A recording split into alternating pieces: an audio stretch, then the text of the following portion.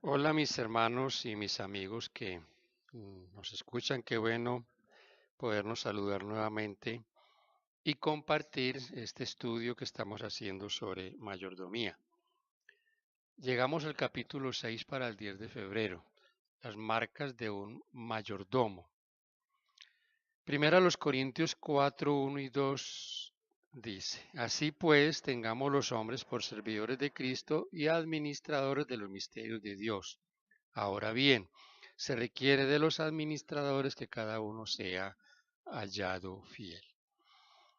A los mayordomos se los conoce por su estilo, una marca distintiva. O sea, los cristianos tenemos una marca distintiva a quien nosotros pertenecemos. La marca del mayordomo está reflejada por el amor de Cristo en su corazón y su relación con él. Esta semana nos dedicaremos a identificar esos rasgos de carácter, esos rasgos que el mayordomo debe tener y esos rasgos que son característicos de un fiel mayordomo, rasgos necesarios para lo que esperamos nosotros que es la eternidad. Y esos primeros puntos de los 5 que tenemos para analizar, el primero es la fidelidad. El texto dice, se requiere que cada uno sea hallado fiel, cada administrador sea hallado fiel. Ser hallado fiel significa que tenemos una batalla diaria, y que esta batalla solo se podrá vencer si el mayordomo está identificado por la fidelidad.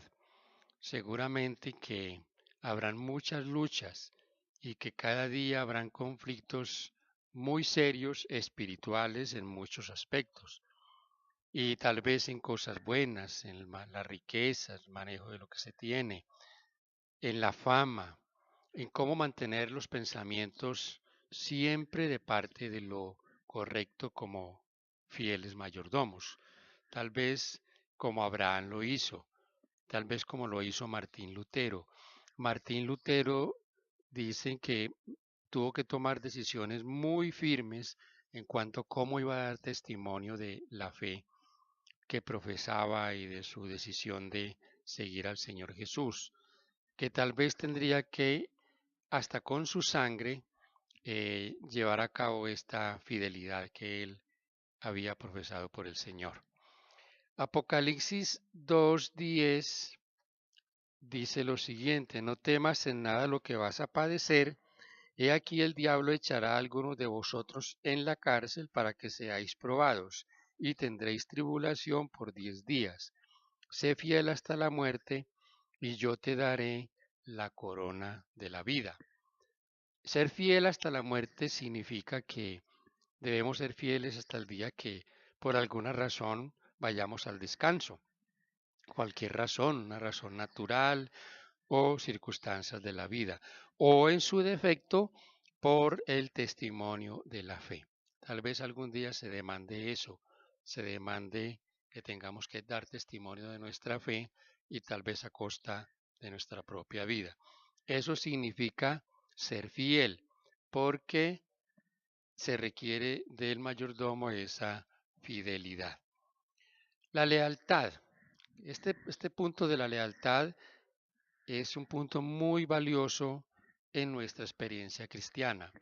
Dice el Señor Jesús en San Mateo 6:24, ninguno puede servir a dos señores, porque o aborrecerá al uno y amará al otro, o estimará al uno y menospreciará al otro.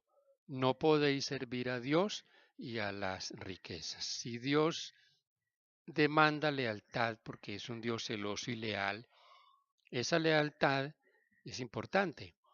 Y esa lealtad debe ser una lealtad completa, es una lealtad voluntaria. David le dijo a Salomón que fuese leal al Señor y que fuese pronto a hacerlo, o sea, voluntario y correcto de corazón. Job lo expresó de la siguiente manera, Job 13:15, aunque él me matare, en él esperaré. Había perdido todo, había perdido su familia, había perdido sus posesiones, fácilmente podía haber perdido la confianza y el compromiso de lealtad a Dios, pero se mantuvo firme. Hoy cuando la lealtad escasea, cuando no hay lealtad ni a Dios, ni entre esposos, amigos, compañeros de trabajo y aún muchas veces entre los mismos miembros de la Iglesia de Dios. Una conciencia limpia. Qué importante este punto de una conciencia limpia. Cada aspecto que vamos analizando es sumamente interesante e importante. Una conciencia limpia es como la seguridad de que no estamos siendo acusados por un mal comportamiento, por una mala vida que estemos llevando. Porque cuando una conciencia nos acusa, quiere decir que entonces no estamos siendo correctos en las cosas.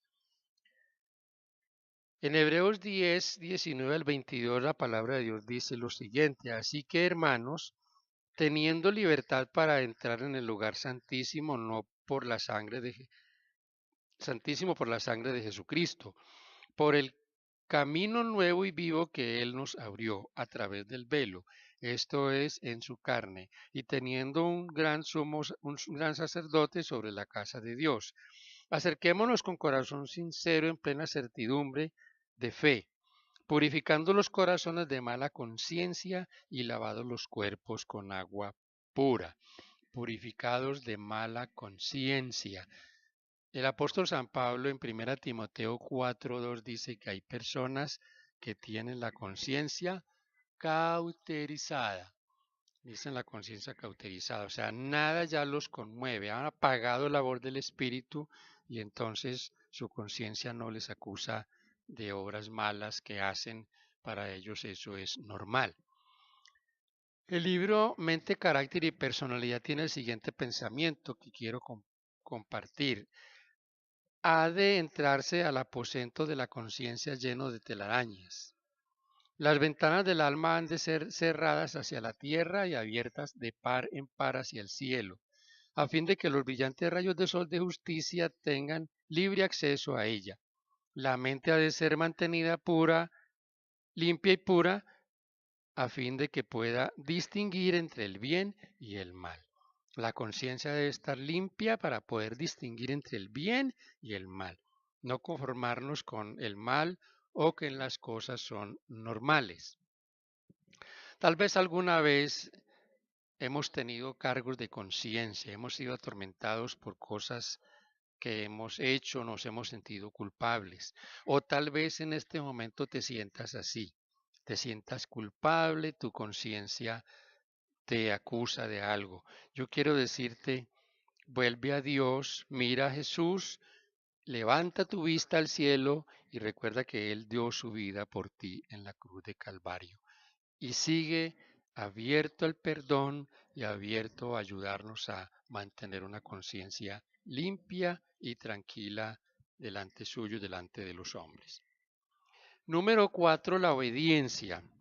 Esta parte siempre me ha inquietado y al analizar el asunto de Caín y Abel, siempre yo he pensado que Caín y Abel está representado hoy en el cristianismo. Es una situación de obediencia.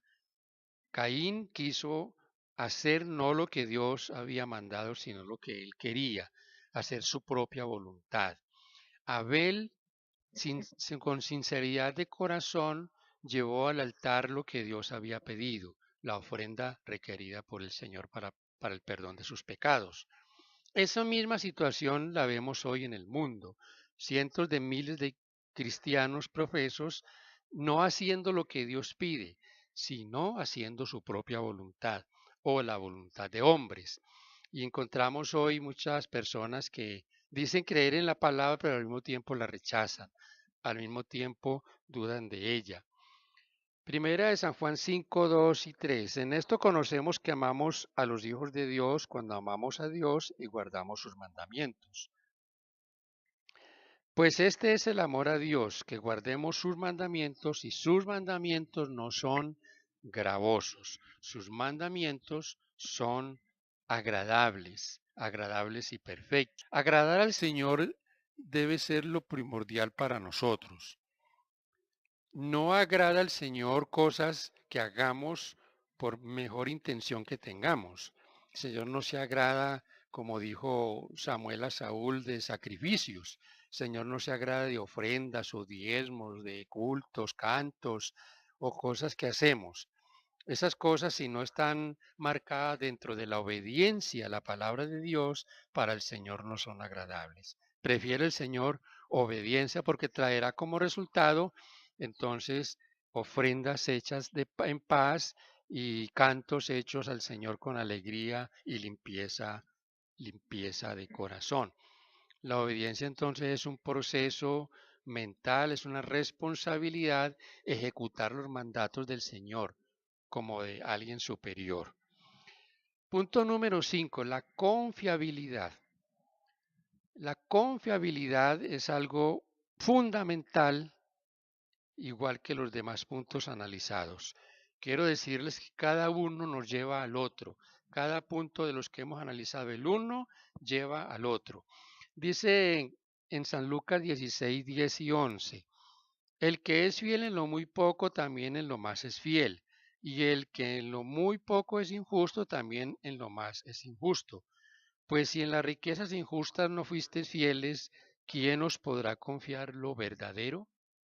Si la confiabilidad que está por la Biblia y se presenta y se refleja como un principio del carácter de Dios y que significa hacer lo que Él dice y así somos confiables también a la humanidad, que es la joya de la ética, la confiabilidad debe estar en nosotros como algo que lo debemos cultivar.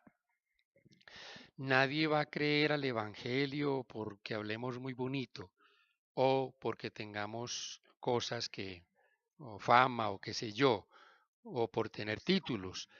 La gente creerá al Señor y creerá en su palabra a la predicación de hombres y mujeres confiables. Mi querido hermano y amigo, ¿somos confiables? ¿Somos confiables en la casa con nuestras esposas, hijos, vecinos, amigos, familia? ¿Confían en nosotros?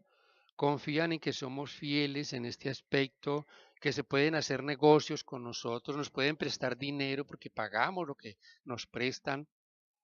¿Somos confiables en que cumplimos la palabra? A veces es triste encontrar que somos impuntuales. Se dice que vivimos en el país de la impuntualidad, que cuando nos citan a una reunión, ya sea de iglesia o una cita para dar un estudio bíblico, llegar tarde es normal. Y que entonces hay que citarlos a las 2:30 para que lleguen a las 3. No, yo no entiendo eso. No entiendo por qué tiene que ser así. ¿Por qué no somos puntuales, somos confiables? No hay nada más incómodo que esperar a aquel que es impuntual y que es en este asunto no es responsable. ¿Somos confiables?